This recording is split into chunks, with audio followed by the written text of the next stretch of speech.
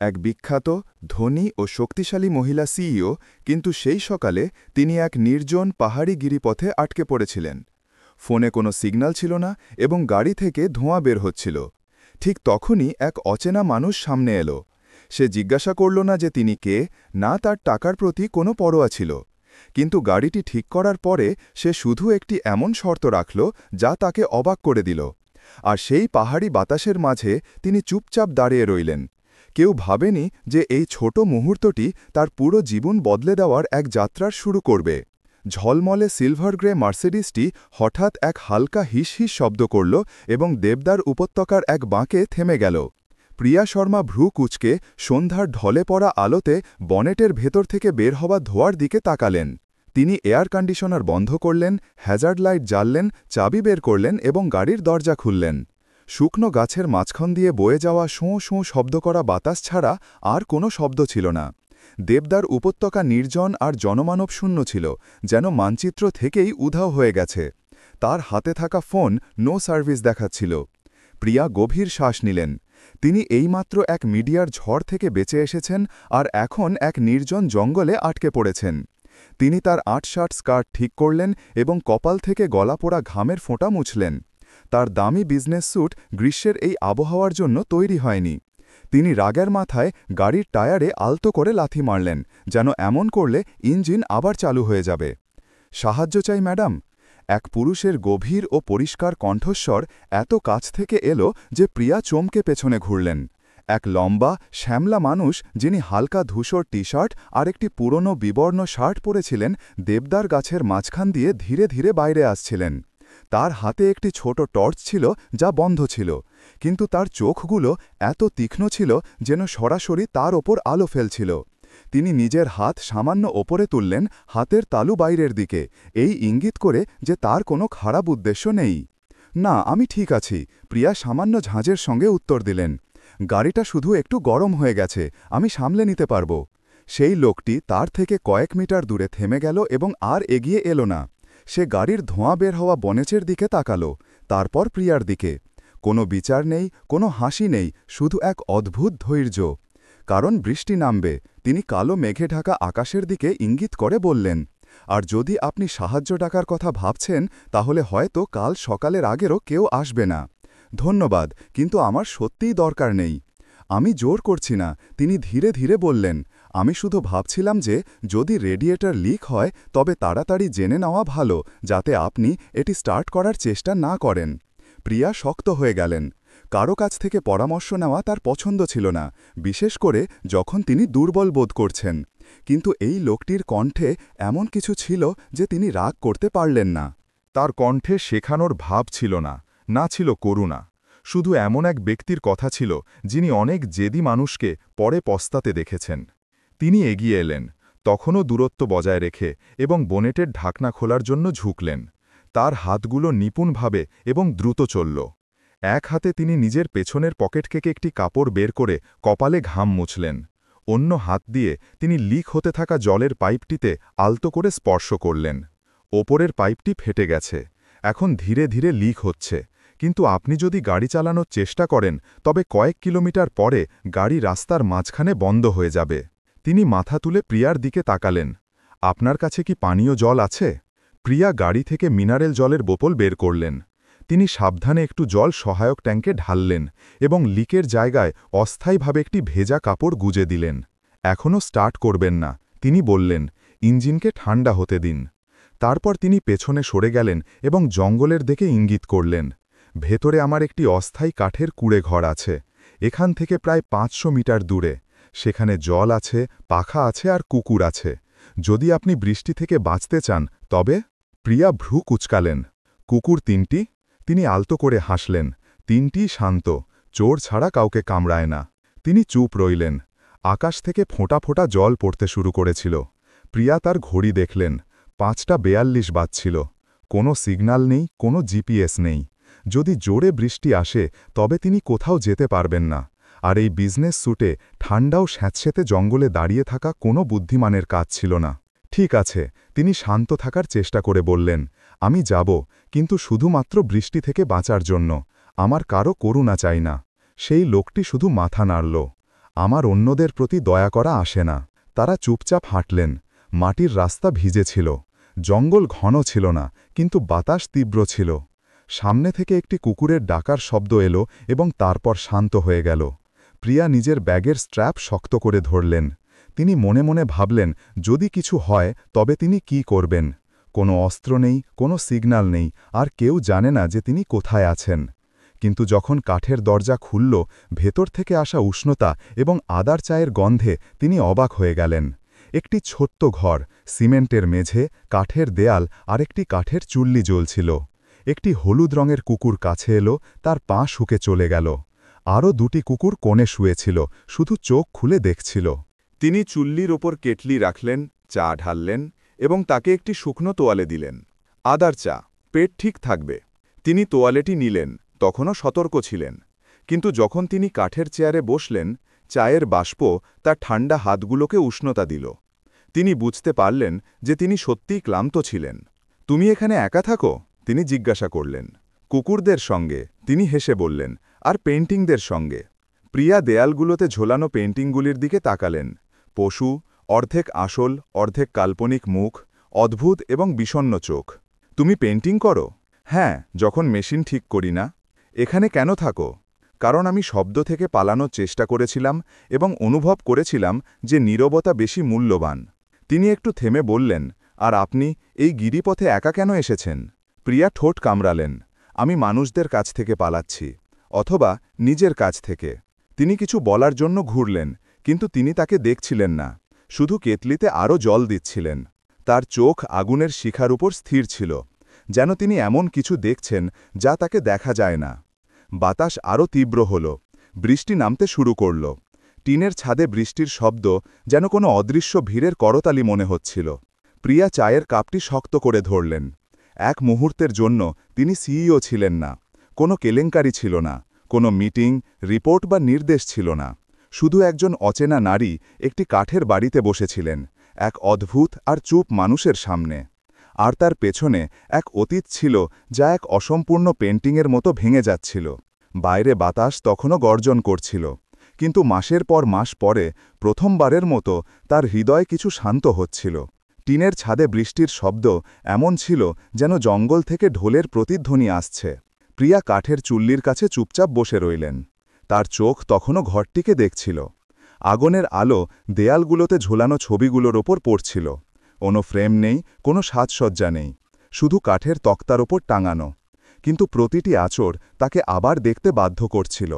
একটি ছবিতে একটি কুকুর এক ছেলের কোলে জড়ো হয়েছিল। কুকুরের চোখগুলো বিষণ্ণ ছিল, কিন্তু হতাশ নয়। অন্য ছবিতে একটি রোগা পাতালা নারী বৃষ্টিতে ছাতা ছাড়া দাঁড়িয়েছিলেন, কিন্তু তার চোখ সবকিছু স্বীকার করে ওপরে দেখছিল। তুমি তোমার নাম সাইন করনি? তিনি ধীরে ধীরে বললেন। সেই লোকটি, যার নাম অর্জুন ছিল, যেমনটা তিনি এইমাত্র জিজ্ঞাসা করেছিলেন, শুধু কাঁধ ঝাঁকালেন। আমি এগুলো বিক্রি করি না।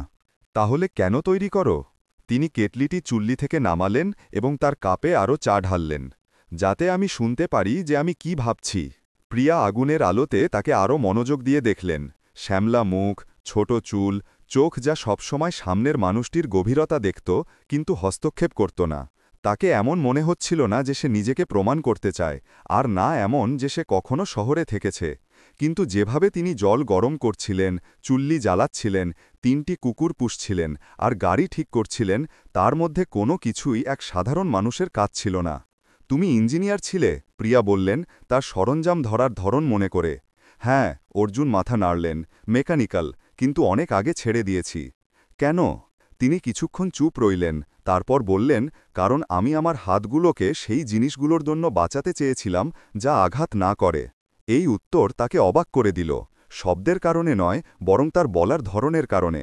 কোনো দর্শন নয়, কোনো উপদেশ নয়, শুধু একজন মানুষ যিনি এমন জিনিস স্পর্শ করেছিলেন যা তাকে নিজের প্রতি সন্দেহ করতে বাধ্য করেছিল, এবং তিনি পেছনে সরে যেতে বেছে নিয়েছিলেন। তিনি বুঝতে পারছিলেন না যে কি প্রতিক্রিয়া দেবেন। এত বছর ধরে তিনি এমন পুরুষদের অভ্যস্ত ছিলেন যারা হয় তার প্রশংসা করত বা তাকে ঈর্ষা করত। তারা হয় তাকে নিচে নামানোর চেষ্টা করত বা তার সাফল্যের সঙ্গে লেগে থাকত। অর্জুনের কোনোটিই ছিলেন না। তিনি তাকে বিচার করছেন বলে মনে হচ্ছিল না, তিনি শুধু সেখানে উপস্থিত ছিলেন। তুমি এখানে একা অনেক দিন ধরে আছো? প্রায় 6 বছর। একা লাগে না? তিনি ঘুরলেন এবং হাসলেন। একা লাগা তখন হয় যখন আপনি ভিড়ের মধ্যে থাকেন এবং কেউ আপনাকে সত্যি সত্যি দেখে না। এখানে আমি নিজেকে প্রতিদিন দেখি। প্রিয়া ফোন দেখার ভান করে মাথা নিচু করলেন। কোনো সিগন্যাল নেই, একই অবস্থা। তিনি আর কিছু বললেন না। বাইরে বজ্রপাতের শব্দ প্রতিধ্বনিত হল এবং জঙ্গলে হারিয়ে গেল। 3টি কুকুর বিছানার নিচে শান্তভাবে শুয়েছিল। আদা চা, ভেজা কাঠ আর চুল্লির ধোয়ার গন্ধ মিলে একটি অদ্ভুত অনুভূতি দিচ্ছিল। গরম, কিন্তু একটু একা, যেমন একটি পুরনো গান হঠাৎ এক এমন ঘরে বাজতে শুরু করে যেখানে আপনি বেশি দিন থাকার ইচ্ছা রাখেন না। আমি কাল সাহায্য ডাকব, তিনি ধীরে ধীরে বললেন। অর্জুন মাথা নাড়লেন। ঠিক আছে, আবহাওয়া পরিষ্কার হলে গাড়ি তাড়াতাড়ি ঠিক হয়ে যাবে। এটার দরকার নেই, তিনি মৃদু হাসলেন। আমার ইন্স্যুরেন্স আছে, তাই আমার চিন্তা করার দরকার নেই। তিনি তার কাপে আরও চা ঢালতে ঢালতে উত্তর দিলেন। প্রিয়া তাকে দেখলেন এবং হঠাৎ ধীরে ধীরে হেসে উঠলেন। তুমি প্রথম মানুষ যার সঙ্গে আমার গত কয়েক মাসে দেখা হয়েছে যিনি জিজ্ঞাসা করেননি যে আমি ভিটাজেনের প্রিয়া শর্মা কিনা। অর্জুন মাথা তুললেন না। আমার কাছে টিভি নেই, আর সত্যি বলতে যদি থাকতো তবে হয়তো চালাতাম না। তাহলে তুমি কিছুই জানো না? জানি না। তিনি থামলেন এবং তারপর বললেন, আর জানার দরকারও নেই। মানুষ প্রায়ই শুধু ওপরের স্তর দেখে। আমি সেই জিনিসগুলিতে বেশি আগ্রহী নই যা মানুষ মঞ্চে তৈরি করে। তিনি চুপ হয়ে গেলেন। মাসের পর মাস পরে প্রথমবারের মতো তাকে সাফাই দিতে হল না, অজুহাত দেখাতে হল না, বা নিজেকে দয়া বা সমালোচনার দৃষ্টি থেকে বাঁচাতে হল না। তোমাকে কি কেউ কখনো ভুল বুঝেছে? তিনি নিজেকে নীরবতা থেকে বাঁচাতে জিজ্ঞাসা করলেন। তুমি সেটা কিভাবে সামলেছ? সামলায়নি, তিনি কাঁধ ঝাঁকালেন। আমি ওখান থেকে চলে গিয়েছিলাম। আবার নীরবতা, কিন্তু এবার অস্বস্তিকর নয়। তিনি আগুনের শিখা দেখতে দেখতে সাম্প্রতিক দিনগুলোর কথা মনে করলেন। একটি ৬৮ বছর বয়সী রোগীর মৃত্যু, যা এআই ডায়াগনস্টিক সিস্টেমের দ্বারা ভুল সিদ্ধান্তের কারণে হয়েছিল। খবরের কাগজগুলো শিরোনাম করেছিল, আর্টিফিশিয়াল ইন্টেলিজেন্স প্রাণ নিল, সিইও দায়িত্ব এড়িয়ে যাচ্ছেন। তাকে ডাকা হল, জিজ্ঞাসাবাদ হল এবং অস্থায়ীভাবে পরিচালনা থেকে সরিয়ে দেওয়া হল। জনসাধারণ তাকে এমনভাবে অভিশাপ দিল যেন তিনি নিজে ভুল ওষুধ লিখেছিলেন। তিনি জানাতে চাননি, কিন্তু সবকিছু ভেতরে রাখাটাও কঠিন হচ্ছিল। চা ঠান্ডা হয়ে গিয়েছিল। তার হাতে অর্ধেক কাপ বাকি ছিল। যদি কেউ সঠিক কাজ করার চেষ্টা করে কিন্তু ভুল তার নিয়ন্ত্রণের বাইরে হয়ে যায়, তাহলে কি সে ক্ষমার যোগ্য? তিনি তার দিকে না তাকিয়ে জিজ্ঞাসা করলেন। অর্জুন সঙ্গে সঙ্গে উত্তর দিলেন না। তিনি কিছুক্ষণ আগুনের দিকে তাকিয়ে রইলেন। তারপর বললেন, আপনি কি দড়ির সেতুর কথা জানেন? প্রিয়া মাথা নাড়লেন। মানুষ বলে যে সেতুতে প্রতিটি পদক্ষেপ একটি অদৃশ্য জিনিসের ওপর বিশ্বাস করার মতো। কিন্তু যদি সেতু ১০ম ধাপে ভেঙে যায়, তবে মানুষ ৯ম ধাপে ফিরে গিয়ে জিজ্ঞাসা করে না যে কে সঠিক ছিল। তারা শুধু সেতুকে দেখে এবং রায় ঘোষণা করে। তিনি অর্জুনকে দেখলেন। তার ঠোঁট সামান্য খোলা ছিল। উত্তরে কোনো আত্মপক্ষ সমর্থন ছিল না, কিন্তু এটা বোঝার জন্য যথেষ্ট ছিল যে তিনি এই বিষয়ে অনেক ভেবেছিলেন। হয়তো তিনি নিজেও কখনো এমন কোনো সেতুর ওপর দাঁড়িয়েছিলেন। ছোট ঘরটি ধীরে ধীরে নীরবতায় ডুবে গেল। বৃষ্টি থেমে এসেছিল, শুধু টুপ টুপ শব্দ আসছিল। প্রিয়া নিজের হাত হাঁটুতে রাখলেন এবং জানালা দিয়ে বাইরে তাকালেন। বাইরে জঙ্গল ছিল, পাহাড় ছিল, অন্ধকার ছিল, কিন্তু ভয়ঙ্কর ছিল না, কারণ অন্তত আজ রাতে তিনি একা ছিলেন না। তোমার কি শোবার ঘর আছে? তিনি জিজ্ঞাসা করলেন। তার কণ্ঠস্বর নরম ছিল। একটা বিছানা আছে, তিনি উত্তর দিলেন, কিন্তু আমার কাছে একটি ঝুলন্ত দোলনা আছে, তাই আমি এই চেয়ারেই ঘুমাব। অর্জুন একটি পাতলা কম্বল এনে তার কাঁধে ফেলে দিলেন। যদি ঠান্ডা লাগে, তিনি বললেন, তবে ডেকে নিও, আমি কোথাও যাচ্ছি না। তিনি মাথা নাড়লেন। তার চোখ তখনও আগুনের দিকে ছিল। অনেক সময় পরে প্রথমবারের মতো তার মনে চিন্তা, কৌশল বা বিরোধিতা ছিল না, বরং একটি অনুভূতি ছিল যে কিছু ঠিক হচ্ছে। দেবদার উপত্যকার রাতে ঘুমানো সহজ ছিল না, কিন্তু এটি এমন একটি রাত যেখানে ভান করার দরকার ছিল না, আর প্রিয়া শর্মার জন্য এটাই যথেষ্ট ছিল। হিমাচলের সকাল ঠান্ডা এবং পরিষ্কার ছিল, যেন সময় ধীরে হয়ে গেছে। যখন প্রিয়া ঘুম থেকে উঠলেন, সূর্যের রশ্মি কাঠের ফাটল দিয়ে ছেকে সিমেন্টের মেঝেতে হালকা রেখা তৈরি করছিল। তিনি দেখলেন যে তিনি এখনও পাতলা কম্বলে মোড়া আছেন, তার মাথা কাঠের চেয়ারে ঠেস দেওয়া। এবং একটি অদ্ভুত ব্যাপার, তার সেই মাথা ব্যথা ছিল না যা গত কয়েক সপ্তাহ ধরে প্রতি সকালে হতো। রান্নাঘরে অর্জুন জল গরম করছিলেন। তাকে জেগে উঠতে দেখে তিনি কিছু বললেন না, শুধু মাথা নাড়লেন এবং তার চায়ের কেটলি ও তাওয়ার ওপর ডিমের ভুর্জি বানাতে লেগে গেলেন। প্রিয়া চারদিকে তাকালেন, চুপচাপ কম্বল ভাঁজ করলেন, চুল আঁচড়ালেন এবং একটি কলসি থেকে জল নিয়ে মুখ ধুলেন। মেকআপ ছাড়া তৈরি হওয়ার অভ্যাস তার ছিল না, কিন্তু আজ সকালে মনে হচ্ছিল যেন তার ভেতরে কিছুই লুকানোর দরকার নেই। তুমি 9টার মধ্যে বেরোতে পারবে। অর্জুন তাকে ডিমের ভুর্জি এবং কয়েকটি রুটি সহ একটি প্লেট দিতে দিতে বললেন। সাহায্য এসে গেছে? না, তিনি মাথা নাড়লেন। আমি গাড়ি ঠিক করে দিয়েছি। আমি বলেছিলাম শুধু ইঞ্জিনকে ঠান্ডা হতে দিতে হতো। তিনি মাথা তুলে তাকে দেখলেন। তিনি পলক ফেললেন। আমার মনে হয়নি ভাবার দরকার আছে। চালিয়ে দেখে নাও, জানতে পারবে। তিনি সেই একই সরল কণ্ঠে উত্তর দিলেন। প্রিয়া চুপচাপ খেলেন। তার জীবনযাপনের ধরনে এমন কিছু ছিল, এত সরল কিন্তু এত সম্পূর্ণ যে কেউ অভিযোগ করার কথা ভাবতেও পারত না। ব্রেকফাস্টের পরে তিনি তাকে গাড়ি পর্যন্ত ছেড়ে দিতে গেলেন, সঙ্গে একটি টুলবক্স এবং একটি অতিরিক্ত জলের ক্যানও ছিল। যখন গাড়ি সহজে স্টার্ট হয়ে গেল, প্রিয়া স্টিয়ারিং হুইল ধরলেন, এক মুহূর্তের জন্য ইতস্তত করলেন এবং তারপর তার দিকে ঘুরলেন। ধন্যবাদ সব কিছুর জন্য। অর্জুন উত্তর দিলেন না, শুধু ধীরে ধীরে মাথা নাড়লেন। 3টি কুকুরও তার পাশে দাঁড়িয়েছিল, তাকে এমনভাবে দেখছিল যেন এটি একটি নীরব বিদায়। প্রিয়া গাড়ি চালালেন, কিন্তু রিয়ার ভিউ মিররে তিনি এখনও তাকে সেখানে দাঁড়িয়ে দেখতে পাচ্ছিলেন, হাত নিচে ঝোলানো, চোখ তাকে দেখছিল কিন্তু আটকাচ্ছিল না। 1 সপ্তাহ পরে মুম্বাইয়ের ভিটাজেন টাওয়ারের 26তম ফ্লোরে প্রিয়া একা বসেছিলেন। ল্যাপটপের স্ক্রিনে আইনি বিভাগের সর্বশেষ রিপোর্ট ছিল। এআইয়ের ভুল রোগ নির্ণয় থেকে হওয়া মৃত্যুর মামলাটি এখনও জট পাকানো ছিল। যদিও এআই সিস্টেমটি আবার পরীক্ষা করা হয়েছিল এবং জানা গিয়েছিল যে ভুল একটি থার্ড পার্টি প্রোভাইডারের থেকে ডেটা আপডেট না হওয়ার কারণে হয়েছিল, কিন্তু জনসাধারণের এই বিবরণগুলোর প্রতি কোনো পরোয়া ছিল না।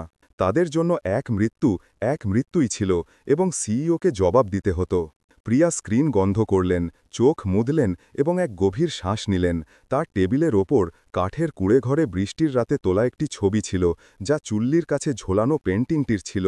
তিনি চায়ের কাপের ছবি তোলার সময় ভুল করে এটিও তুলে ফেলেছিলেন।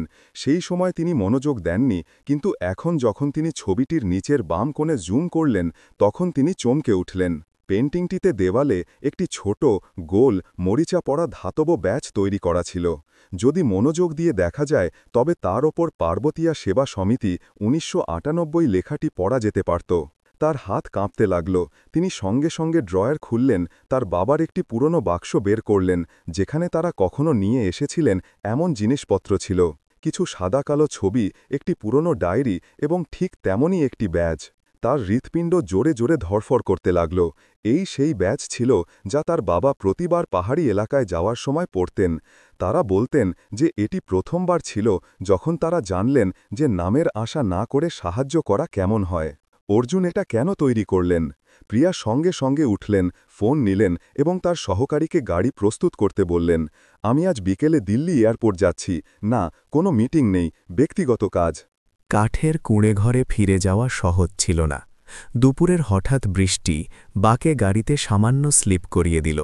প্রিয়া বাকি রাস্তা হেঁটে গেলেন। তার উঁচু হিলের জুতো জলে ভিজে গেল, কিন্তু যখন তিনি সেখানে পৌঁছালেন তখন কুঁড়েঘরটি খালি ছিল। না চুল্লির ধোঁয়া, না আলো। দরজা সামান্য খোলা ছিল। ঘরের ভেতরে পেন্টিংগুলো দেয়াল থেকে সরিয়ে ফেলা হয়েছিল। শুধু কিছু খালি হুক এবং টেবিলের ওপর একটি ভাঙা ব্রাশ পড়েছিল। অর্জুন, তিনি জোরে ডাকলেন। কোনো উত্তর নেই। 3টি কুকুরও ছিল না। প্রিয়া চারদিকে তাকালেন। বাতাস তীব্রভাবে বইছিল। কুঁড়েঘরের কোণে একটি পুরনো কার্ডবোর্ডের বাক্স ছিল। তিনি কাছে গেলেন এবং ঢাকনা খুললেন। ভেতরে একটি বাদামি রঙের স্কেচবুক ছিল, যা কাপড়ের সুতো দিয়ে বাঁধা ছিল। প্রথম পাতায় কালি দিয়ে লেখা একটি আঁকাবাঁকা লেখা ছিল। যদি এই বইটি খুঁজে পাওয়া ব্যক্তি শ্রী বিক্রম শর্মাকে জানেন, তবে দয়া করে এটি রেখে দিন। তার হাত কাঁপতে লাগল। তিনি পাতা উল্টালেন। পাহাড়ি বাচ্চাদের কাঁচা স্কেচ, পিঠে ঝুড়ি নিয়ে একজন মা, জঙ্গল দিয়ে যাওয়া একজন নার্স এবং তার বাবা। হ্যাঁ, এই তিনিই ছিলেন। কয়েক বছর ছোট এক ম্যালেরিয়া আক্রান্ত মেয়েকে ঔষধ দিচ্ছেন। তাদের মুখে সেই গম্ভীরতা ছিল না যা টিভিতে দেখা যেত, বরং দায়িত্বের কারণে ঘুম হারানো এক ব্যক্তির ক্লান্ত এবং স্নেহপূর্ণ চাহনি ছিল। আরও একটি পাতায় দুজন পুরুষের ছবি ছিল। তাদের মধ্যে একজন অবশ্যই অর্জুন ছিলেন, যারা একটি কাঠের বাড়ির বারান্দায় একে অপরের পাশে দাঁড়িয়ে বৃষ্টি দেখছিলেন। ছবিটির নিচে একটি ছোট লাইন ছিল, কিছু জিনিস শুধু স্মৃতি এবং নীরবতাতেই রাখা উচিত। প্রিয়া কাঠের চেয়ারে বসে পড়লেন। তার হাতে তখনও স্কেচবুকটি ছিল। তিনি বুঝতে পারছিলেন না যে কেমন অনুভব করবেন। একজন মানুষ অতীত থেকে বাইরে এসেছিলেন এবং অজান্তে তাকে সেই অতীতে ফিরিয়ে নিয়ে গিয়েছিলেন, যার তিনি নিজেই অংশ ছিলেন এবং ভুলে গিয়েছিলেন। সেই রাতে তিনি একা কুড়েঘাড়ে ঘুমালেন। চল্লি ঠান্ডা ছিল। তিনি স্কেচবুকটি খুললেন, মেঝেতে ছড়িয়ে দিলেন এবং শেষ ছবিটিকে দেখতে থাকলেন। একটি হাত ধ্বংসস্তূপের স্তূপ থেকে ওপরে উঠেছিল, যা একটি অন্য হাতকে ধরছিল, যা নিচের দিকে বাড়ানো ছিল। কোনো মুখ নেই, কোনো নাম নেই, শুধু দুটি হাত এবং নিচে একটি পরিষ্কার লেখা, যদি কোনোদিন তুমি পালানোর পরিবর্তে শান্তি খুঁজতে চাও, তবে আমি এখানেই আছি। প্রিয়া ধীরে ধীরে হাসলেন। অন্ধকার জঙ্গলের মাঝে, ফোন ছাড়া, সিগন্যাল ছাড়া এবং নিজের গল্প বলার জন্য কেউ না থাকায় একটি পেইন্টিং, একটি স্কেচবুক এবং একটি অসম্পূর্ণ নাম তাকে অনুভব করালো যে তাকে শোনা হচ্ছে। এক সপ্তাহ পরে প্রিয়া শর্মা ভিটাজেনের সদর দফতরে আবার দেখা দিলেন। এবার শক্তিশালী কালো বিজনেস স্যুটে নয়, বরং একটি সাধারণ হালকা নীল শার্ট এবং নিচে বাঁধা চুলে। এই পরিবর্তন কার্যনির্বাহী বিভাগের সমস্ত কর্মীদের অবাক করে দিল। তিনি সরাসরি সেই মিটিং রুমে চলে গেলেন, যেখানে পরিচালক মণ্ডলী ৬৮ বছর বয়সী রোগীর এআই দ্বারা ভুল রোগ নির্ণয় থেকে হওয়া মৃত্যুর মামলায় তৃতীয় আভ্যন্তরীণ তদন্ত করছিল। কোনো পূর্ব নোটিশ ছাড়াই তিনি কারো ডাকার অপেক্ষা করলেন না। তিনি শুধু একটি মোটা ফাইল এবং একটি বড় প্রিন্টআউট নিয়ে ভেতরে চলে গেলেন। এটি একটি পেইন্টিং ছিল। ছবিতে একজন মহিলা একটি গুরুতর অসুস্থ শিশুকে নিজের কোলে নিয়েছিলেন। পেছন থেকে আসা আলো তাদের মুখের ওপর এমনভাবে করছিল যেন জীবন একটি সুতোয় ঝুলে আছে। ছবিতে তীব্রতা ছিল, কিন্তু ভালোবাসাও ছিল। নিচের বাম কোণে সরল শব্দ লেখা ছিল, ICU, প্রতিটি ভুল মৃত্যু নয়। পুরো ঘর চুপ ছিল। বোর্ডের চেয়ারম্যান শ্রী রাজীব মেহরা ভ্রু কুঁচকালেন। তুমি এটা কি করছো? আমি প্রমাণ পেশ করছি, তিনি উত্তর দিলেন। একটি মামলার জন্য নয়, বরং একটি সত্যের জন্য। প্রিয়া পেইন্টিংটি স্ট্যান্ডে রাখলেন এবং ফাইল খুললেন। তার কণ্ঠস্বর শান্ত ছিল। এটি মৃত্যু থেকে ৩ দিন আগের সিস্টেমের সমস্ত লগ রেকর্ড। এতে পরিষ্কার দেখা যায় যে অ্যালগোরিদমটি API প্রোভাইডারের ভুলের কারণে সর্বশেষ ক্লিনিক্যাল ডেটা আপডেট করেনি। এটি আমাদের পক্ষ থেকে কোনো ভুল ছিল না, এবং এর চেয়েও বড় কথা, চূড়ান্ত ওষুধের বিষয়টি নিশ্চিত করার জন্য একজন রেসিডেন্ট ডাক্তার ছিলেন, না একা AI সিস্টেম। অন্য একজন সদস্য বাধা দিলেন, কিন্তু তুমিই এই প্রজেক্টটিকে মঞ্জুরি দিয়েছিলে। হ্যাঁ, তিনি না ক্ষেপে উত্তর দিলেন, এবং আমি আমার কার্যনির্বাহী দায়িত্ব অস্বীকার করি না, কিন্তু আমি এটাও অনুমতি দেব না যে সবাই একজন ব্যক্তির মৃত্যুর দোষ আমার উপর চাপিয়ে দিক, যখন সবাই নজরদারি সিস্টেমে একমত ছিল। আমি প্রযুক্তির ওপর চোখ বুঝে ভুল করেছি, কিন্তু আমি অপরাধী নই। প্রিয়া এক মুহূর্তের জন্য থামলেন এবং তারপর নিজের পকেট থেকে আরও একটি স্কেচ বের করলেন। এবার এটি একটি সাদা কালো স্কেচ ছিল, যাতে তার বাবার চিত্র ছিল। ঘরের কেউ জানত না যে এই শ্রী বিক্রম শর্মা ছিলেন, যিনি বছর আগে পার্বতীয় স্বাস্থ্যনিধি প্রতিষ্ঠা করেছিলেন।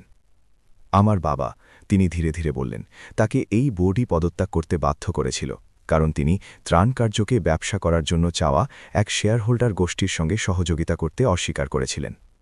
দিয়েছিল, সে কোনো গোলমাল বা শব্দ না করেই চলে গেল, এবং কেউ তাকে রক্ষা করল না। একটি ভারী ও বিরক্তিকর নীরবতা নেমে এলো। ঘরের অনেকেই জানত না যে তার বাবা একসময় ভিটাজেনের সর্বোচ্চ পদে ছিলেন এবং 2017 সালে একটি গোপন ভোটের কারণে চুপচাপ সরে যেতে বাধ্য হয়েছিলেন।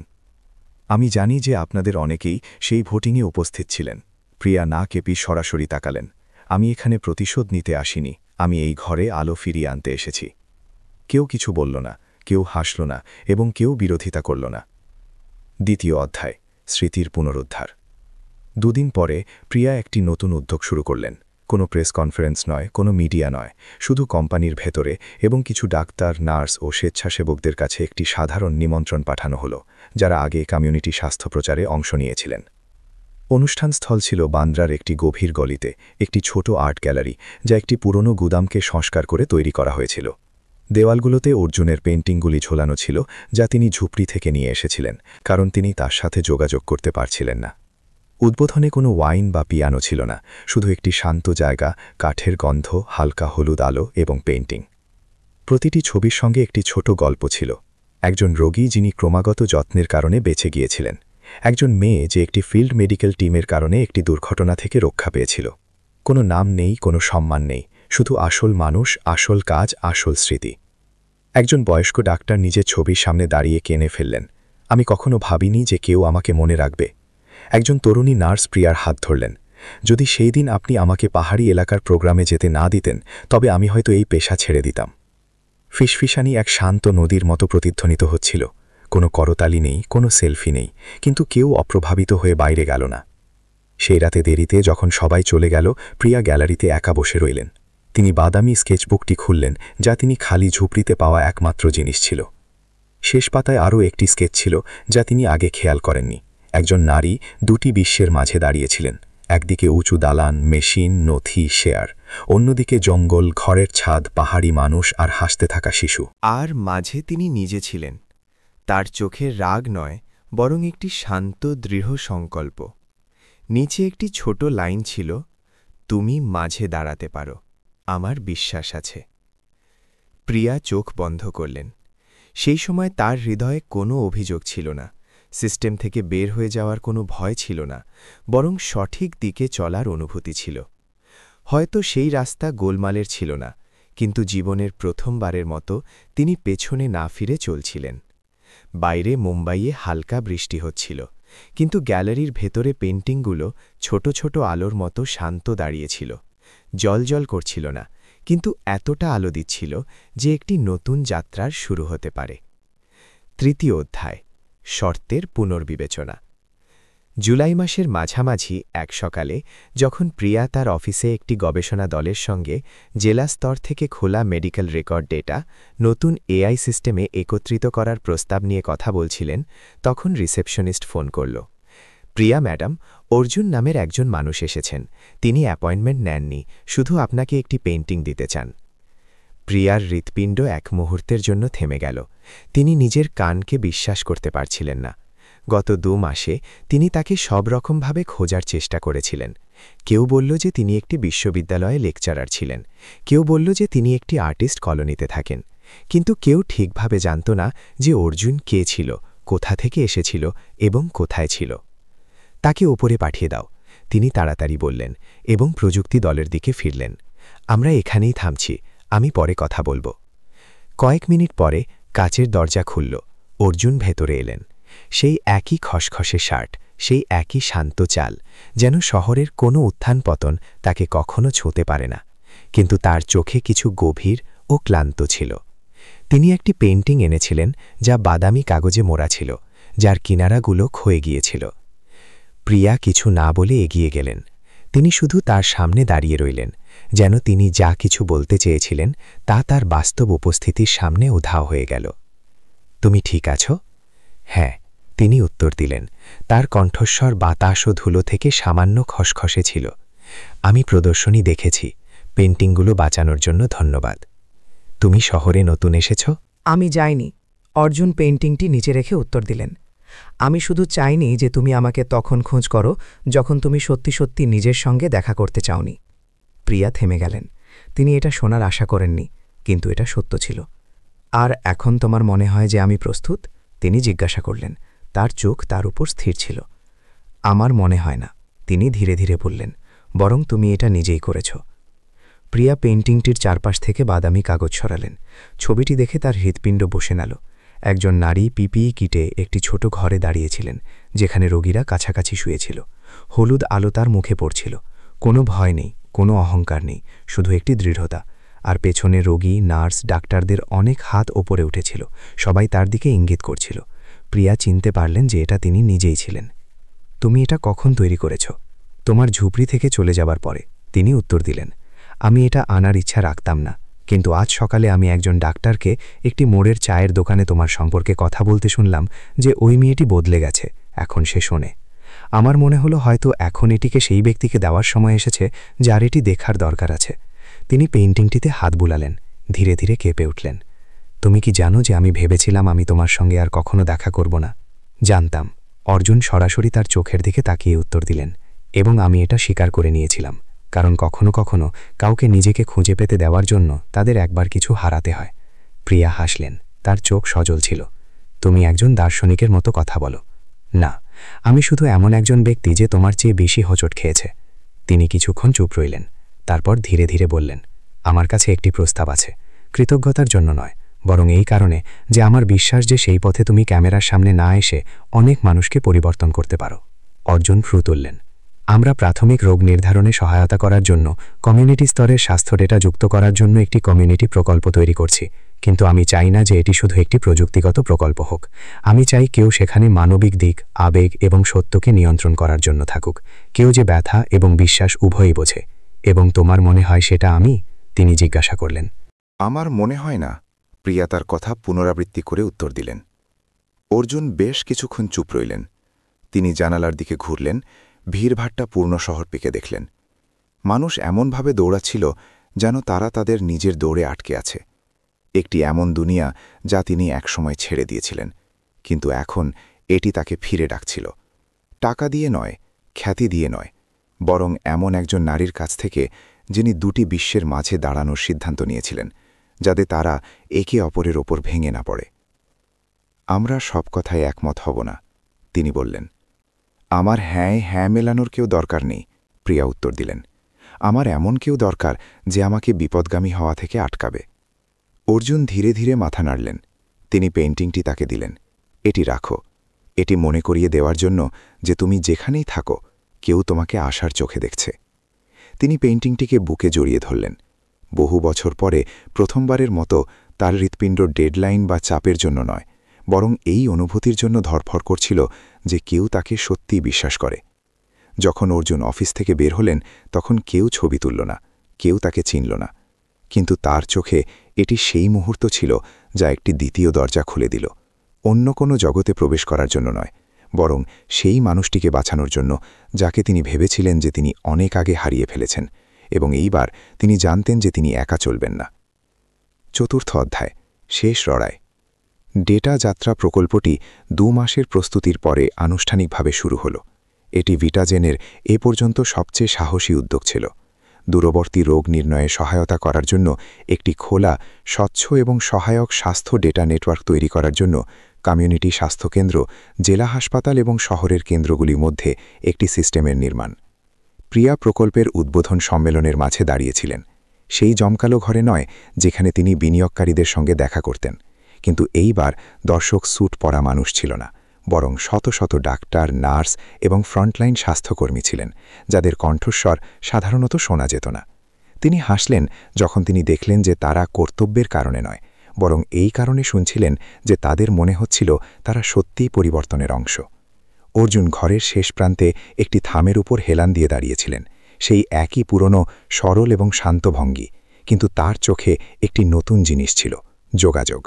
এখন তিনি বাইরের লোক ছিলেন না, দুনিয়া থেকে পিছিয়ে যাওয়া মানুষ নন, বরং আবার এর একটি অংশ ছিলেন। যখন অনুষ্ঠান শেষ হল, একজন বয়স্ক মহিলা প্রিয়ার কাছে এলেন।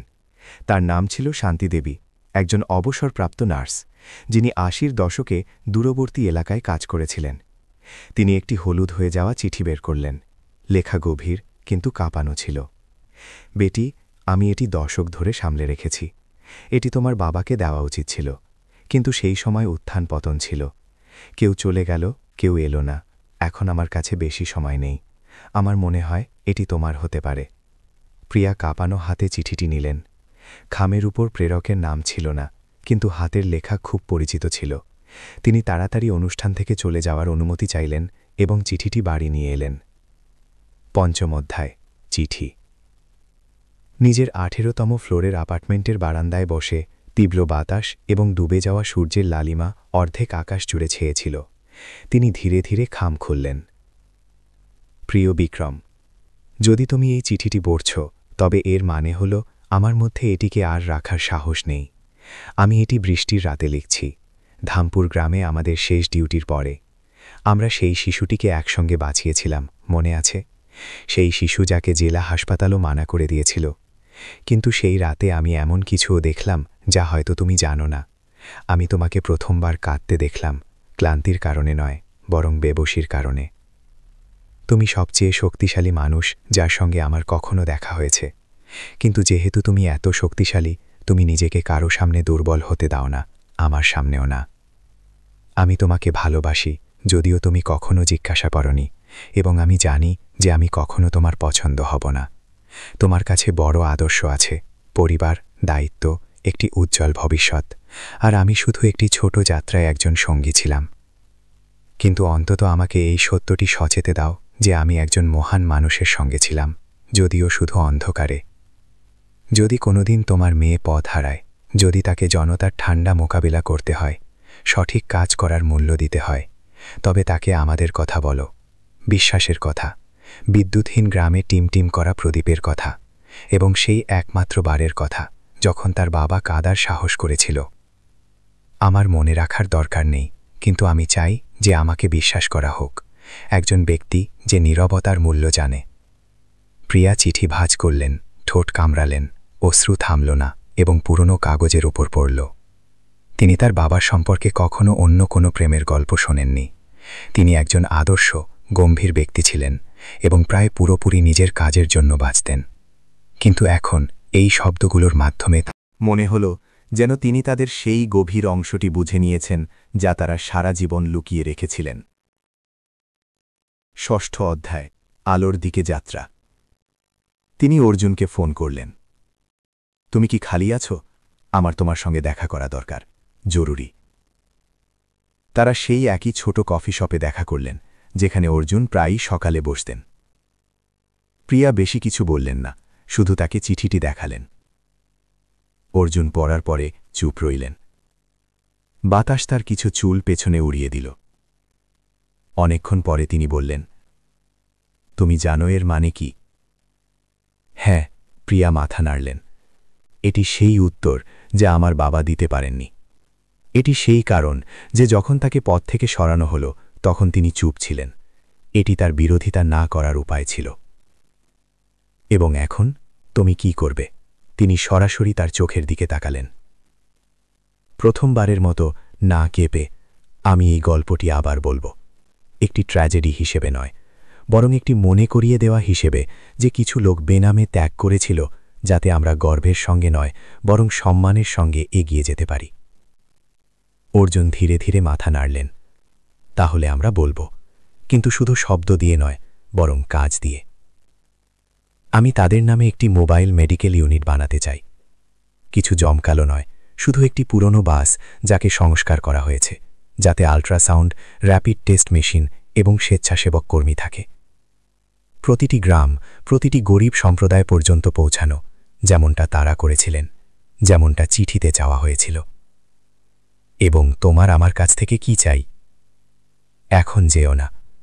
এই কথাটি একটি খোলা ক্ষতের ওপর সরাসরি আঘাতের মতো বের হল, কিন্তু এটি প্রথম চাবিও ছিল যা তিনি দেওয়ার সাহস করেছিলেন।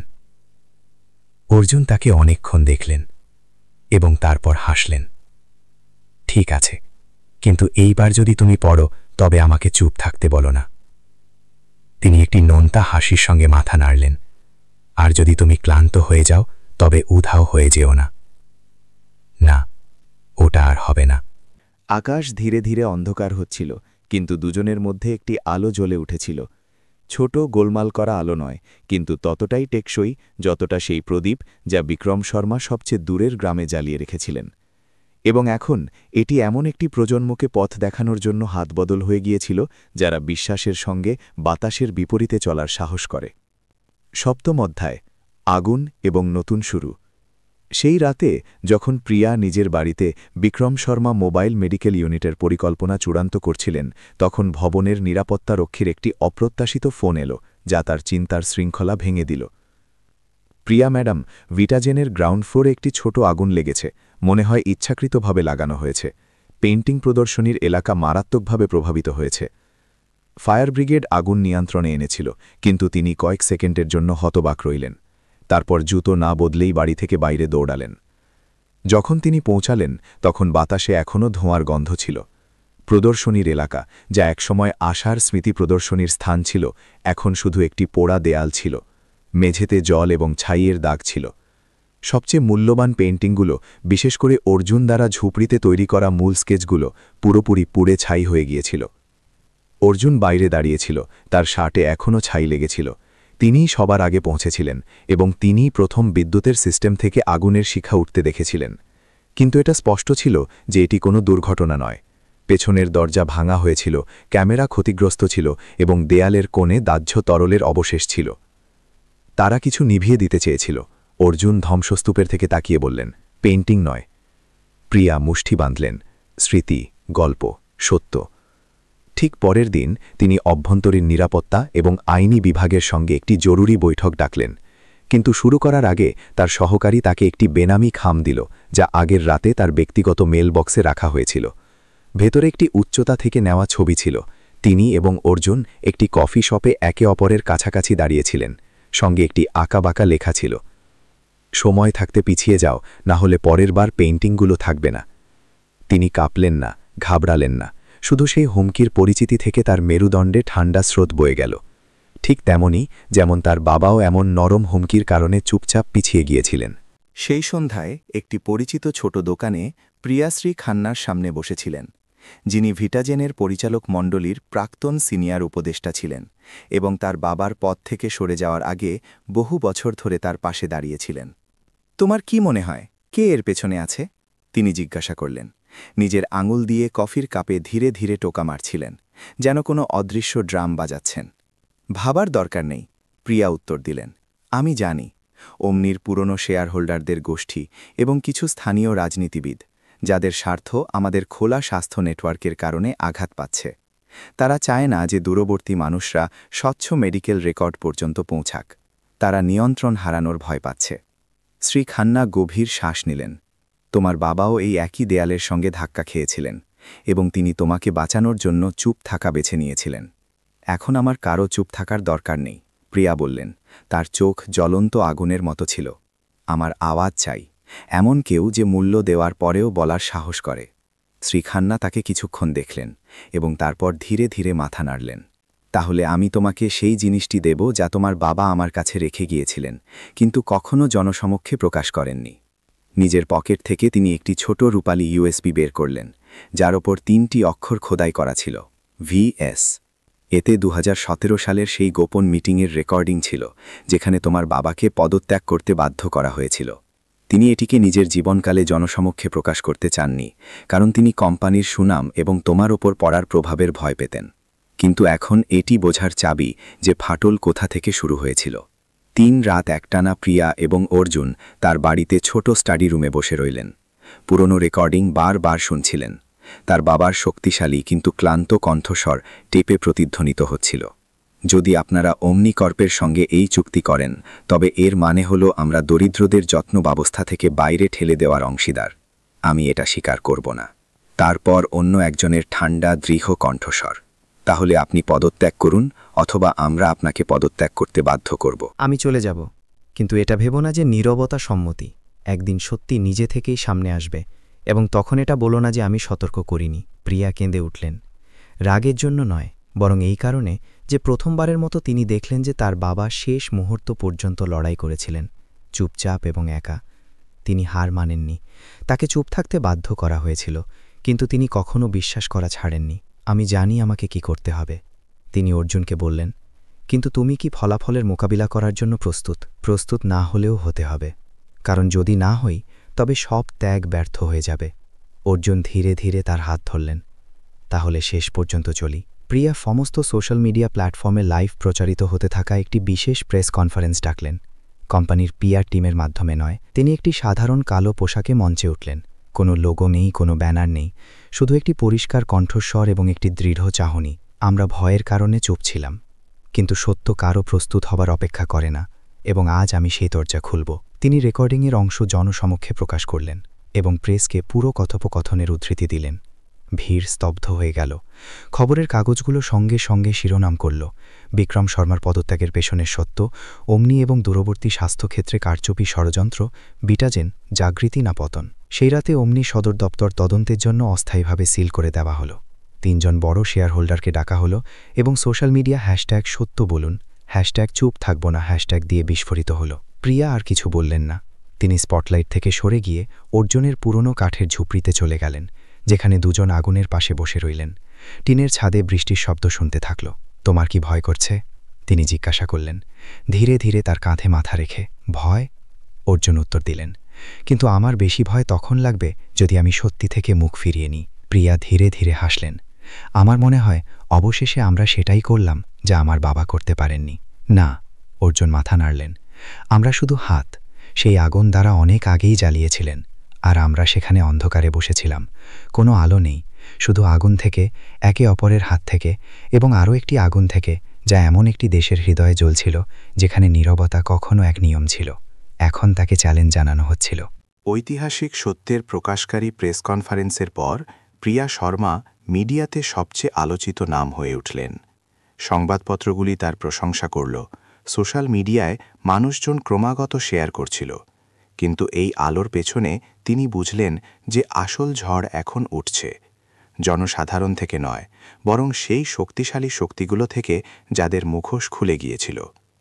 মাত্র এক সপ্তাহ পরে পরিচালক মণ্ডলীর সংখ্যালঘু শেয়ার হোল্ডারদের একটি গোষ্ঠী প্রিয়ার নেতৃত্বের সক্ষমতার পর্যালোচনা করার জন্য একটি জরুরি অনুরোধ পাঠাল, যাতে তার ওপর অভ্যন্তরীণ তথ্যের গোপনীয়তা লঙ্ঘন করার এবং কোম্পানির ভাবমূর্তি ক্ষতিগ্রস্ত করার অভিযোগ আনা হল। একটি অভ্যন্তরীণ শুনানি স্থির করা হল, যার সভাপতিত্ব করছিলেন আর কেউ নন বরং শ্রী অলোক বর্মা, যিনি একজন অভিজ্ঞ শান্ত ব্যক্তি ছিলেন, যাকে পুরনো প্রজন্মের শেষ দ্বাররক্ষক বলা হতো, যিনি 1 দশক ধরে ভিটাজেনে কারচুপি করেছিলেন। প্রিয়া অবাক হলেন না, কিন্তু এখন তিনি একা ছিলেন না। অর্জুন পুরনো কফি শপে তার সামনে বসেছিল। টেবিলে Vikram Sharma mobile medical unit প্রকল্পের পুরো চার্ট ছিল, যা দুজন মিলে তৈরি করেছিল। সাথে উত্তর ভারতের 3টি পাহাড়ি জেলায় 30 দিনের পরীক্ষার পরে কর্মসূচির কমিউনিটি প্রভাব রিপোর্টও ছিল। আমি জানি যে যদি আমি হেরে যাই তবে এই সব কিছু থেমে যাবে, প্রিয়া একটির পর একটি পাতা উল্টাতে উল্টাতে বললেন, এবং তারা এটিকে একটি খুব যুক্তিযুক্ত নাম দেবে, বাস্তব প্রভাব মূল্যায়ন করার জন্য অস্থায়ী স্থগিতাদেশ। কিন্তু তুমি এটাও জানো, অর্জুন উত্তর দিল, যে যদি তুমি জিতে যাও তবে তারা শুধু তাদের চেয়ার হারাবে না, তারা বছরের পর বছর ধরে পুরো স্বাস্থ্য ব্যবস্থাকে গোপনে নিয়ন্ত্রণ করার তাদের উপায় হারিয়ে ফেলবে। তাহলে তোমার কি মনে হয় আমার কি করা উচিত? তুমি নিজের নৌকা পুড়িয়ে দিয়েছ প্রিয়া, এখন ফিরে যাওয়ার কোনো রাস্তা নেই। তিনি তাকে দেখে একটি হালকা কিন্তু দৃঢ় হাসি দিলেন। তাহলে আমি সাঁতার কাটব।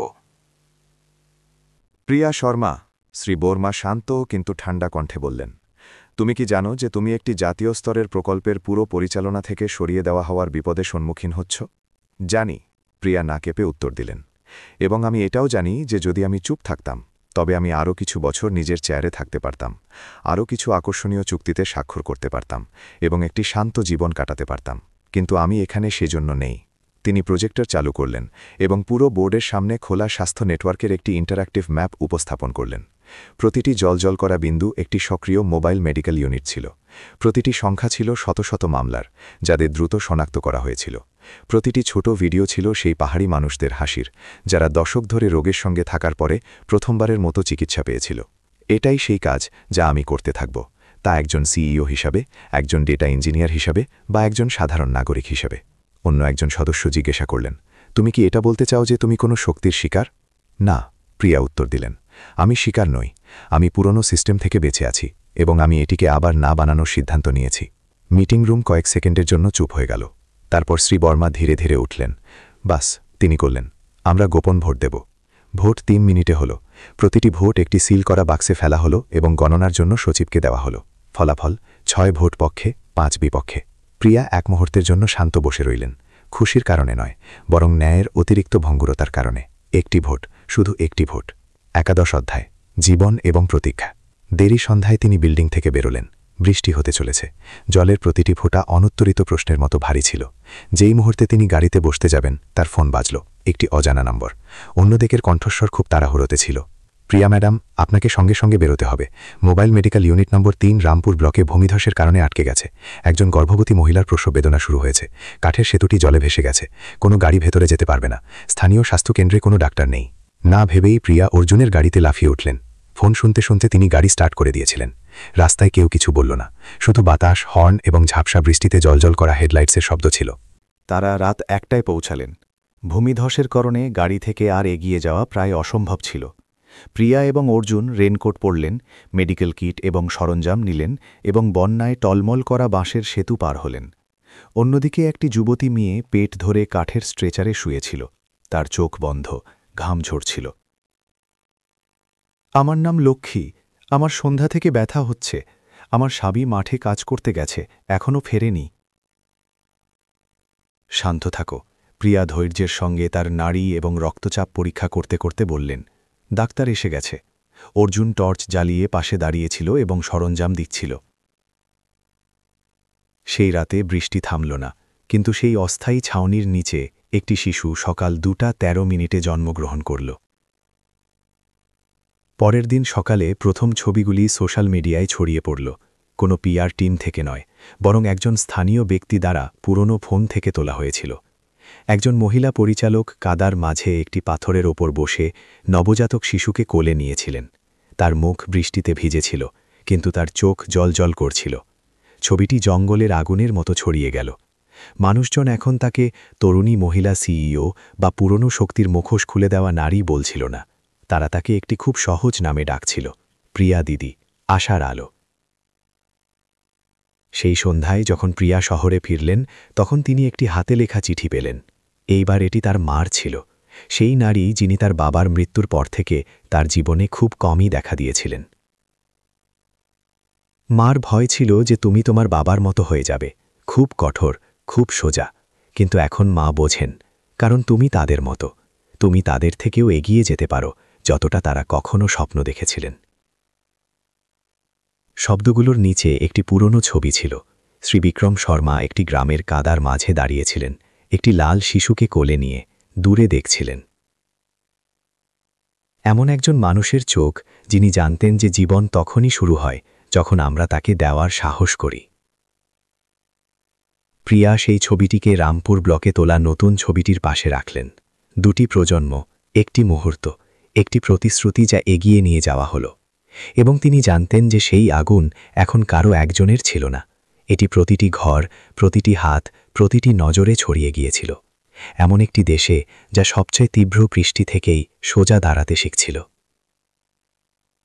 12 অধ্যায়, নীরবতা এবং বিশ্বাস। প্রিয়া মাঝরাতে তার অফিসে চুপচাপ বসেছিলেন। ছাদ থেকে আসা আলো তার ক্লান্ত মুখের ওপর পড়ছিল, কিন্তু তার চোখে একটি অদ্ভুত উজ্জ্বলতা ছিল, বিশ্বাস। রামপুর ব্লকে বৃষ্টির রাতের পরে Vikram Sharma mobile medical unit প্রকল্পে ব্যাপক উত্থান এল। দেশজুড়ে স্বেচ্ছাসেবকরা অংশগ্রহণের জন্য আবেদন পাঠালেন। আন্তর্জাতিক সংস্থাগুলো মনোযোগ দিতে শুরু করল। ইউরোপের একটি বড় মেডিকেল পত্রিকা তার এবং পাহাড়ি ডাক্তারদের দলের যাত্রার ওপর একটি বিশেষ প্রোফাইল বানানোর প্রস্তাব দিল। অর্জুন 2 কাপ গরম কফি নিয়ে ভেতরে এলেন। তুমি ঘুমাওনি? না, প্রিয়া ক্লান্ত হাসির সঙ্গে বললেন। আমি এইমাত্র স্বাস্থ্য বিভাগ থেকে একটি ইমেল পেয়েছি। তারা এই মোবাইল ইউনিট মডেলটিকে আরও 15টি রাজ্যে প্রসারিত করতে সম্মত হয়েছে। এটি একটি বড় লাভ ছিল, কিন্তু একটি বিপজ্জনক পদক্ষেপও। প্রিয়া কাপটি টেবিলে রাখলেন। তুমি জানো, আমার সেই লোকদের চেয়ে বেশি কিসের ভয় লাগে, যারা আমাকে হুমকি দিয়েছিল, যারা প্রদর্শনীর কক্ষ জ্বালানোর চেষ্টা করেছিল। সেই লোকগুলো যারা এতদিন আমার সঙ্গে ছিল, এখন দ্বিধা করতে শুরু করেছে। তারা বলে যে আমি যেন খুব তাড়াতাড়ি কাজ না করি, বেশি মনোযোগ আকর্ষণ না করি, ভয়ে যে কাউকে রাগিয়ে দেব, সীমা পার করে দেব। অর্জুন কিছুক্ষণ চুপ রইলেন, তারপর বললেন, তুমি একটি গ্রামে পরিষ্কার জল আনার জন্য একটি খাল খুঁড়ছ, কিন্তু কিছু লোক নোংরা জলে অভ্যস্ত হয়ে গেছে। তারা প্রবাহ পরিবর্তন করতে চায় না, কারণ তারা কাদার মধ্যে বাঁচতে পারে, তাদের পরিষ্কার ঝর্ণার দরকার নেই। প্রিয়া ধীরে ধীরে মাথা নাড়লেন। তাহলে আমি ততক্ষণ খুঁড়ব যতক্ষণ না আমার হাত থেকে রক্ত বের হয়। শুধু এতটুকু হোক যে আর কোনো শিশু যেন সংক্রমণে না মরে। পরের সপ্তাহে মন্ত্রণালয় থেকে একটি পরিদর্শন দল কোনো পূর্ব ঘোষণা ছাড়াই এলো। তারা 3টি মোবাইল মেডিকেল ইউনিট পরিদর্শন করল এবং রেকর্ড, প্রক্রিয়া এবং ডিজিটাল মেডিকেল রেকর্ডের ডেটাবেস পরীক্ষা করল। একই সময়ে সোশ্যাল মিডিয়ায় একাধিক নিবন্ধ প্রকাশিত হল, যেখানে ভিটাজেনের স্বচ্ছতা নিয়ে প্রশ্ন তোলা হল এবং মানবতার নামে জাতীয় স্বাস্থ্য ডেটা দখল করার সন্দেহ প্রকাশ করা হল। কিছু ছোট সংবাদপত্র তো দেখানো চ্যারিটি বা তরুণী মহিলা সিইও এবং সফট পাওয়ারের ষড়যন্ত্র এর মতো শব্দগুচ্ছও ব্যবহার করল। প্রথমে প্রিয়া চুপ রইলেন, কিন্তু তারপর এক সকালে যখন তিনি একটি ক্লিনিকে যাওয়ার জন্য গাড়ি থেকে নামলেন, তখন তিনি প্রায় 7 বছরের একটি ছোট ছেলেকে সিঁড়িতে বসে থাকতে দেখলেন, যার পায়ে সাদা ব্যান্ডেজ বাঁধা ছিল। সে হাত নেড়ে বলল, প্রিয়া দিদি, সেই দিন আপনি আমার মার্গো ড্রিপ লাগিয়েছিলেন, তারপর সে ঠিক হয়ে গেল, ধন্যবাদ দিদি। শুধু একটি বাতাসের মতো হালকা কথা, কিন্তু এটি সেই দিনগুলো থেকে প্রিয়ার কাঁধে থাকা সন্দেহের সমস্ত বোঝা সরিয়ে দেওয়ার জন্য যথেষ্ট ছিল। তিনি অর্জুনের দিকে ঘুরলেন। তোমার মনে আছে আমার বাবা কি লিখেছিলেন? সঠিক কাজ করতে থাকো, যদিও খালি হাত হয়। আলো নিজে থেকেই নিজের পথ খুঁজে নেবে, এবং সেই আলো তোমার চোখের ঠিক সামনে। অর্জুন সেই ছেলেটিকে দেখে হাসতে হাসতে বললেন। শহরে ফিরে এসে প্রিয়া পাল্টা আক্রমণ করার সিদ্ধান্ত নিলেন। তিনি জীবনের প্রদর্শনীর আয়োজন করলেন। কোনো বড় স্টুডিও ভাড়া নেওয়ার দরকার ছিল না, শুধু ভিটাজেন অফিসের পেছনে একটি ছোট্ট উঠোন ছিল, যা বাঁশ এবং ত্রিপল দিয়ে তৈরি করা হয়েছিল। কিন্তু ভেতরে যা ছিল তা সবাইকে আবেগপ্রবণ করে তুলল। শত শত সাদা কালো ছবি ছিল সেই রোগীদের যাদের মোবাইল ইউনিট নেটওয়ার্কের মাধ্যমে বাঁচানো হয়েছিল, সাথে হাতে লেখা চিঠি, ধন্যবাদ বার্তা এবং পাহাড়ি শিশুদের দ্বারা তৈরি করা আঁকাবাঁকা ছবি ছিল। একটি ছবি কেন্দ্রস্থলে ঝোলানো ছিল। শ্রী বিক্রম শর্মা কাদার মাঝে দাঁড়িয়েছিলেন, তার সাদা কোট নোংরা ছিল এবং তিনি একটি কাঁদতে থাকা শিশুকে কোলে নিয়েছিলেন। প্রিয়া ছোট মঞ্চে উঠলেন, মাইক্রোফোন ছাড়া শুধু একটি পরিষ্কার কণ্ঠে বললেন, আমি কোনো সাফাই দিতে চাই না, কারণ সত্যকে কোনো সুরক্ষার দরকার হয় না। আমি শুধু আপনাদের সবাইকে এখানে আমন্ত্রণ জানাতে চাই এটি দেখার জন্য যে কখনো কখনো শুধু একজন ব্যক্তির সাহস করার দরকার হয় এবং পুরো পাহাড়ও বদলে যেতে পারে। নীরবতা এবং তারপর করতালির প্রতিধ্বনি যা একটি ঢেউয়ের মতো সেই ছোট উঠোনে ছড়িয়ে গেল। মিডিয়া এটিকে উপেক্ষা করতে পারল না। নেতিবাচক নিবন্ধগুলির খণ্ডন হতে লাগল। কিছু সংবাদপত্র ক্ষমা প্রার্থনা করল। সরকারি সংস্থাগুলো ভিটাজেন দ্বারা বাস্তবায়িত স্বাস্থ্যসেবা নেটওয়ার্কের কার্যকারিতা স্বীকার করল এবং উত্তরাখণ্ডে একটি জনসভায় এক সাংসদ প্রিয়াকে সেই প্রজন্মের নেতাদের আদর্শ বললেন যারা আশা বপন করার জন্য মাটির নিচে যাওয়ার সাহস করে। এক সন্ধ্যায় এই সব কিছুর পরে প্রিয়া অর্জুনের সঙ্গে তার ছোট অ্যাপার্টমেন্টের পেছনের বাগানে বসেছিলেন। তিনি এইমাত্র একটি নতুন পেইন্টিং শেষ করেছিলেন, নাম ছাড়া, যাতে একজন নারী বন্যায় আক্রান্ত ক্ষেতের মাঝে হাঁটু গেড়ে বসেছিলেন। তার হাতে একটি ব্লাড প্রেশার মেশিন ছিল এবং পেছনে কুয়াশার মধ্যে দিয়ে সূর্য উঠছিল। এই পেইন্টিংটি কে? তুমি, অর্জুন উত্তর দিলেন। কিন্তু এটি যে কেউ যে কখনো হার মানের জন্য নয়, বরং অন্য কাউকে বাঁচানোর জন্য ঝুঁকেছে। প্রিয়া অনেকক্ষণ চুপ রইলেন। তুমি জানো আমি কি ভাবতাম, যে যদি আমি অন্য কোনো সময় জন্ম নিতাম তবে হয়তো শ্বাস নেওয়া সহজ হতো। কিন্তু তারপর আমার মনে হলো যে যেহেতু আমার প্রজন্মকে আগের প্রজন্মের বলিদান উত্তরাধিকার সূত্রে পেয়েছে, তাই আমার কাছে সহজে শ্বাস নেওয়ার কোনো অধিকার নেই। অর্জুন তাকে দেখলেন। তার চোখে এখন সেই সন্দেহ বা দ্বিধা ছিল না যা শুরুতে ছিল। তুমি আমাকে যুক্তি দিয়ে বদলাওনি, তুমি আমাকে বিশ্বাস দিয়ে বদলেছ, এবং তুমি আমাকে তখন দাঁড় করিয়েছিলে যখন সবাই আমাকে ঝুঁকাতে চেয়েছিল। তারা ধীরে ধীরে ওয়াইনের গ্লাস ঠুকলেন। কোনো টোস্ট নয়, কোনো আড়ম্বরপূর্ণ শব্দ নয়, শুধু সেই শান্তি ছিল যা দুজন মানুষ এত ঝড়ের পরে অবশেষে পেয়েছিলেন। বাইরের শান্তি নয়, বরং অভ্যন্তরীণ সমঝোতা। চতুর্দশ অধ্যায়, শেষ প্রদীপ। এক সপ্তাহ পরে প্রিয়া স্বাস্থ্য মন্ত্রক থেকে একটি নিমন্ত্রণ পেলেন। তিনি ব্যাপক স্বাস্থ্য, তৃণমূল স্তর থেকে নীতি পর্যন্ত বিষয়ে জাতীয় মঞ্চে প্রধান বক্তা হবেন। তাকে যে বিষয়ে উপস্থাপন করতে বলা হয়েছিল তা ছিল মাটি থেকে বিশ্বাস কিভাবে তৈরি করবেন।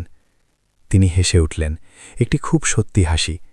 যে কাদা একসময় তার পা ডুবিয়ে দিয়েছিল তা সত্যি একটি বীজ ছিল যা চুপচাপ বাড়ছিল, এবং এখন যখন সূর্য উঠছিল তখন পৃথিবী তাকে সেই লোকদের কারণে দেখতে শুরু করেছিল যারা আলো জ্বালানোর জন্য অন্ধকারে গভীরে নামতে ভয় পাননি। সেই সকালে প্রিয়া দিল্লির শেরনো হোটেলের একটি ছোট ঘরে আয়নার সামনে চুপচাপ বসেছিলেন, যেখানে তিনি ব্যাপক স্বাস্থ্যের ওপর জাতীয় মঞ্চের প্রধান মঞ্চে পা রাখতে চলেছিলেন।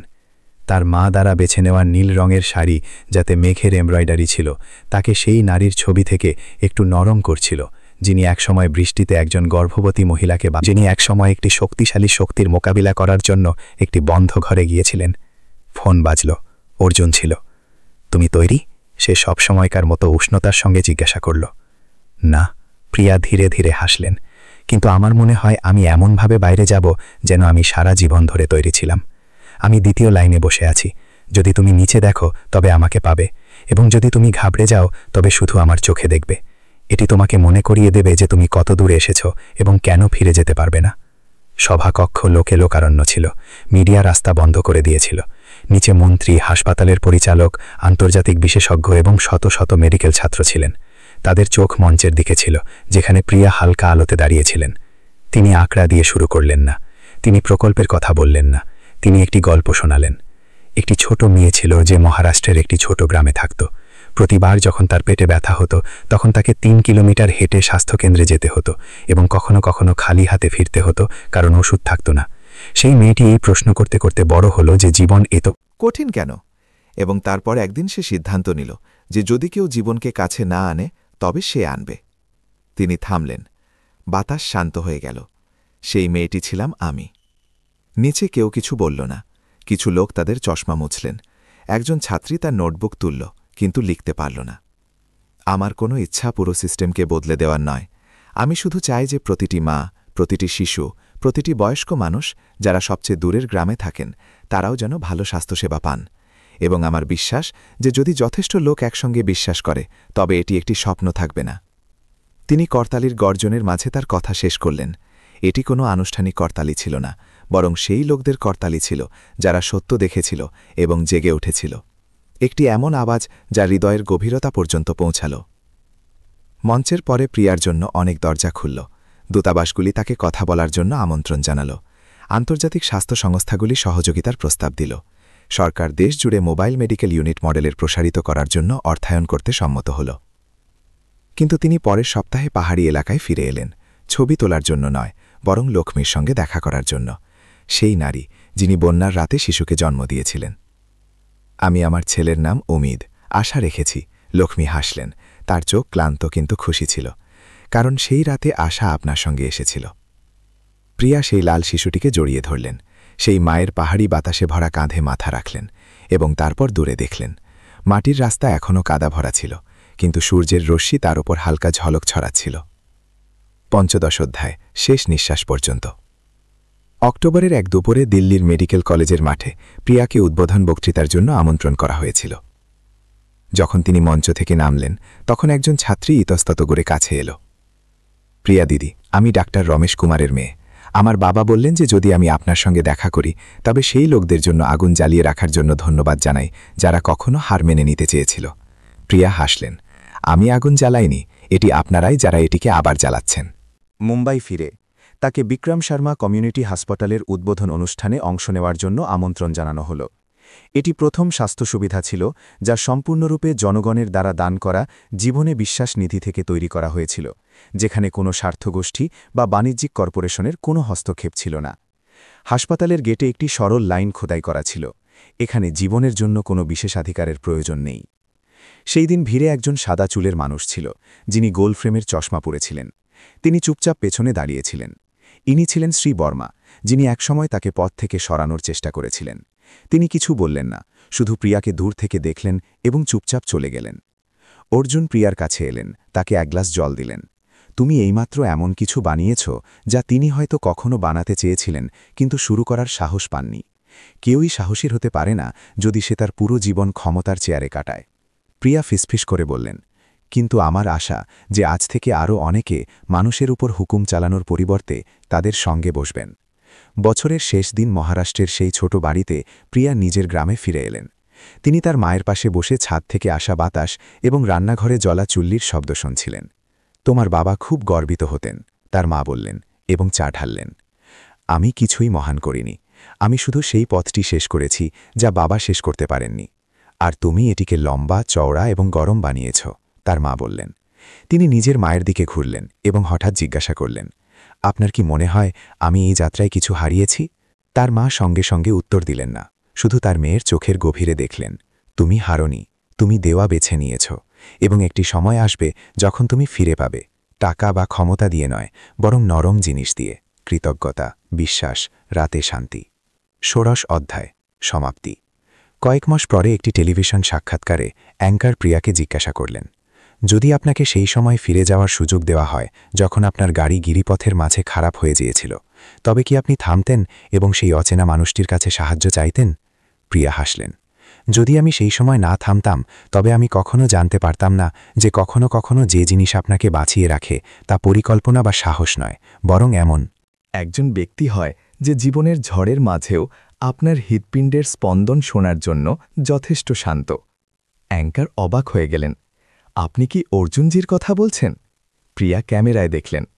আমি সেই সমস্ত নীরব মানুষগুলোর কথা বলছি যারা আমার সঙ্গে কাদা, গালি এবং নীরবতা পেরিয়েছে। আমাদের মধ্যে কেউই নায়ক নয়, কিন্তু আমরা মুখ না ঘোরানোর সিদ্ধান্ত নিয়েছিলাম। অনুষ্ঠানের শেষে অর্জুন ব্যাকস্টেজের দরজায় তার জন্য অপেক্ষা করছিলেন। তিনি নিজের হাত বাড়িয়ে দিলেন। তুমি ক্লান্ত? ক্লান্ত, কিন্তু এটা এর যোগ্য ছিল। তাহলে চলো যাই। কোথায়? পুরনো ঝুপড়িকায়। আমি এইমাত্র পেন্টিংয়ের স্ট্যান্ড আবার বানিয়েছি। তোমার কাছে এখনও আমার একটি পোর্ট্রেট ধার আছে। প্রিয়া হেসে উঠলেন, তার হাত ধরে নিলেন। তাহলে চলো যেখানে সবকিছু শুরু হয়েছিল, এবং সেখান থেকে আমরা আবার সবচেয়ে সুন্দর জিনিস তৈরি করব।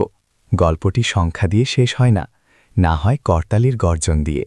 এটি দুজন সাধারণ মানুষের মধ্যে একটি চাহনি দিয়ে শেষ হয়, যারা কখনো পথ হারিয়েছিল, ভেঙে গিয়েছিল, কিন্তু হার মানেনি। কারণ ভারতে কাঁদা এবং পাহাড়ি বাতাসের মাঝে যখন মানুষ সৎভাবে বাঁচতে বেছে নেয়, তখন আলো অবশেষে নিজের পথ খুঁজে নেয়। বন্ধুরা, কমেন্ট করে অবশ্যই জানাবেন যে আপনারা আমাদের কোথা থেকে দেখছেন বা শুনছেন। আজকের এই গল্পটি আপনাদের কেমন লাগলো? আমার এটাই দোয়া যে আপনারা সবাই যেখানেই থাকুন সবসময় সুরক্ষিত এবং শান্তিতে থাকুন। যদি আপনাদের কাছেও এমন কোনো আকর্ষণীয় গল্প থাকে যা আপনারা সবার সঙ্গে ভাগ করতে চান, তবে নিচে কমেন্ট সেকশনে অবশ্যই লিখবেন। আপনাদের গল্প পড়ে আমাদের খুব ভালো লাগবে।